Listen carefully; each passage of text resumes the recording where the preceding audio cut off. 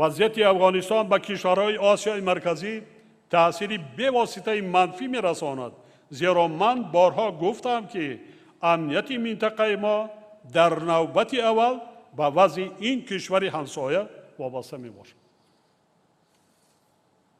ما 1400 کیلومتر 60% سرحدی سابق شوروی با افغانستان و 60% سرحدی منطقه آسیای مرکزی با افغانستان بر دوش تاجیکستان است.